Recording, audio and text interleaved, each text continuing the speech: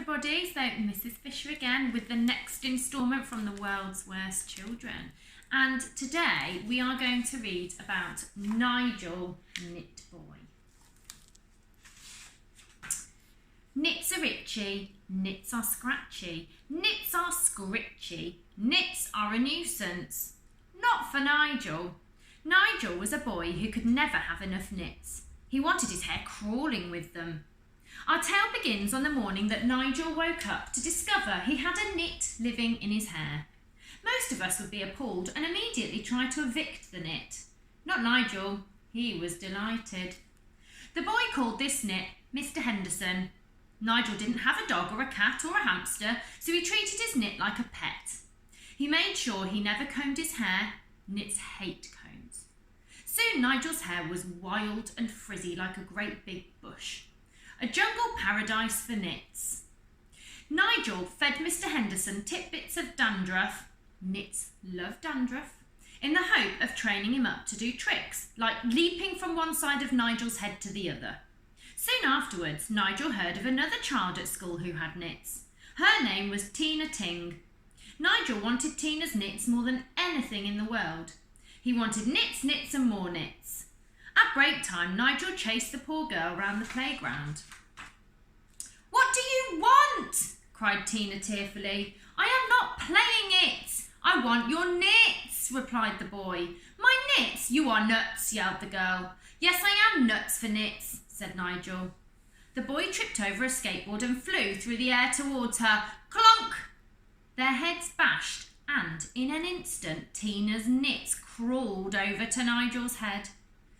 A little dazed, the boy was none the less happy. Now Mr. Henderson had some company. The next day, Nigel heard of a boy in school who had knits. Colin Clont. Nigel wanted those knits so badly, so he chased Colin down the corridor and cornered him in the toilets. The trembling boy locked himself in a cubicle, but Nigel would not give up. He climbed over the top of the next cubicle and dangled upside down from the ceiling. Nigel's and Colin's heads knocked together.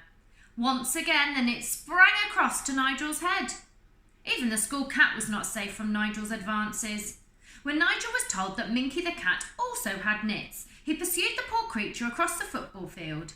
Once he had caught the cat, he sellotaped it to his head. It looked like a very unconvincing wig. Still, one by one, the cat's knits bounded onto Nigel's head. Soon, Nigel had so many knits that even his knits had knits. He stopped counting them at 1,000,003. Now, you may be wondering why Nigel wanted a head full of knits. Please let me explain. Ever since he was a toddler, Nigel had spent his days reading comics. The boy was short for his age, if you don't count the wild bush of hair on top of his head.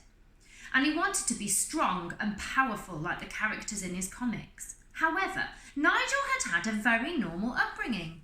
He'd not been lucky enough to have been bitten by a radioactive spider, or come from a Viking planet, or fallen down a well of bats. Besides, he found superheroes a bit boring. They were always doing good. The supervillains were so much more thrilling. Before long, naughty Nigel had a plan. One morning, as the boy was standing in the bathroom cleaning his teeth, he looked at himself in the mirror.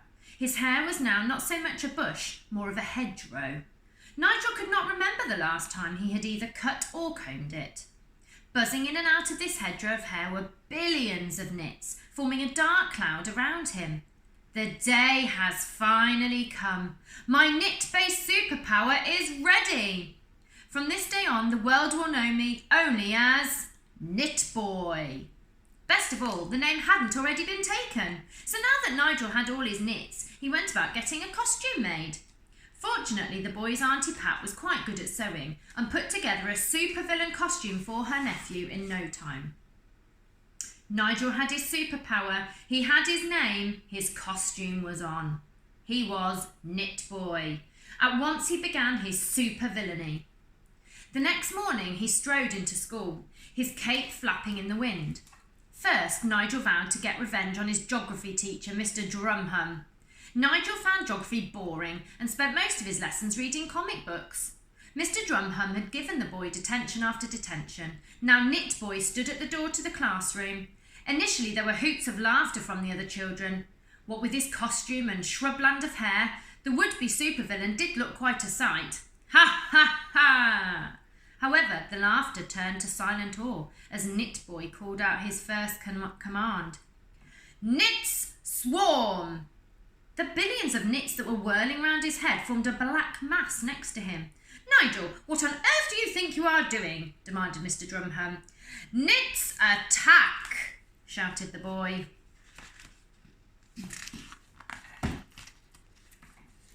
They swarmed the geography teacher, nipping him all over with their tiny knit claws. Ah! Screamed Mr. Drumham as he raced out of the classroom.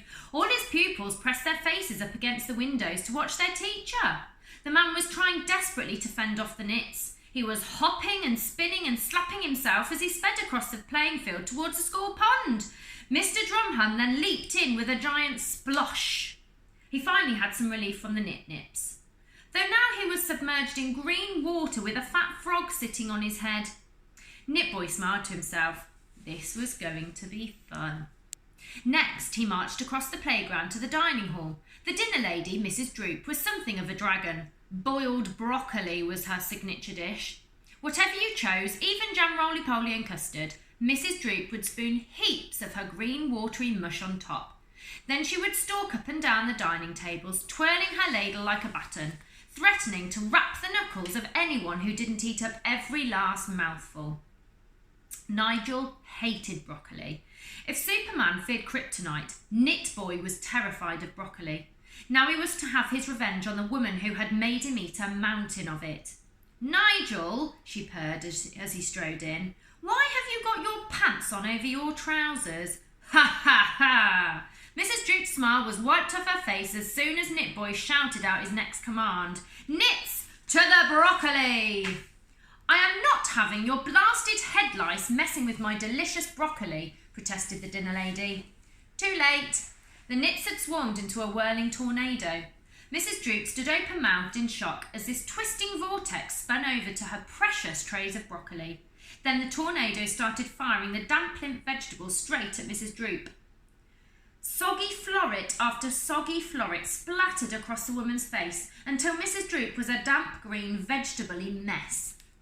Now Knitboy was ready to have his revenge on the headmaster.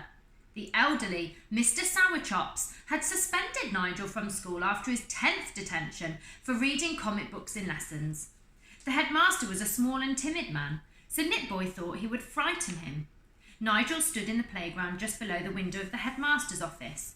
He closed his eyes in concentration. Knits! Shapeshift, he ordered.